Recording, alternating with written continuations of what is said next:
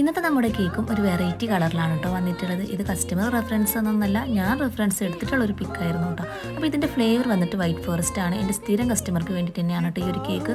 അപ്പോൾ കുറച്ച് മുന്നേ ഇട്ടിട്ടുള്ള വീഡിയോയിൽ കുറേ ആൾക്കാർ കമൻറ്റ് ഇട്ടുണ്ടായിരുന്നു കേട്ടോ, ഈ ബ്ലാക്ക് ഫോറസ്റ്റിലും വൈറ്റ് ഫോറസ്റ്റിലും അതുപോലെ വാനില കേക്കിലും എന്തിനാണ് സ്ട്രോബെറി ക്രഷ് ആഡ് ചെയ്യണം എന്നുള്ളത്.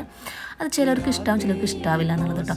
എൻ്റെ സ്ഥിരം കസ്റ്റമേഴ്സിനാണ് കേട്ടോ ഞാൻ അവരോട് ചോദിക്കാതെ തന്നെ ഈ ഒരു സ്ട്രോബെറി ക്രഷ് ആഡ് ചെയ്ത് കൊടുക്കാറുള്ളത്. എൻ്റെ അതിന് പുതുതായി വാങ്ങിക്കുന്ന കസ്റ്റമേഴ്സിനോട് ഞാൻ ചോദിച്ചതിന് ശേഷം മാത്രമാണ് കേട്ടോ ആ സ്ട്രോബെറി ക്രഷ് ആഡ് ചെയ്ത് കൊടുക്കാറുള്ളൂ. അപ്പോൾ ഇതാണ് നമ്മുടെ കേക്കിൻ്റെ ഒരു കളർ, പിസ്ത ഗ്രീൻ കളറാണ് കേട്ടോ. അപ്പോൾ റേഡിയൻ ഗ്രീൻ എന്നുള്ള ആ ഒരു കളറിൽ നിന്നാണ് ഞാൻ മിക്സ് ചെയ്തിട്ട് ഈ ഒരു പിസ്ത ഗ്രീൻ ഉണ്ടാക്കിയെടുത്തിട്ടുള്ളത് കേട്ടോ. ഞാൻ അതിന് മുകളിലായിട്ട് കുറച്ച് വൈറ്റ് ഫ്ലവേഴ്സും കൂടി വരച്ച് കൊടുക്കുകയാണ് ചെയ്യുന്നത്. നമ്മളിതാ ഇതുപോലെ പൈപ്പിംഗ് ബാഗിൽ നോസിലിട്ടിട്ട് ആ കേക്കിന് മുകളിൽ തന്നെ വെച്ചിട്ട് വരച്ച് കൊടുക്കുകയാണ് കേട്ടോ. അല്ലാതെ നമുക്ക് ഇതിൻ്റെ മുകളിൽ വേറെ ഏതെങ്കിലും ടൂളിൻ്റെ മുകളിൽ വെച്ചിട്ട് വരച്ചിട്ട് അങ്ങോട്ട് എടുത്ത് വയ്ക്കും ചെയ്യാം കേട്ടോ.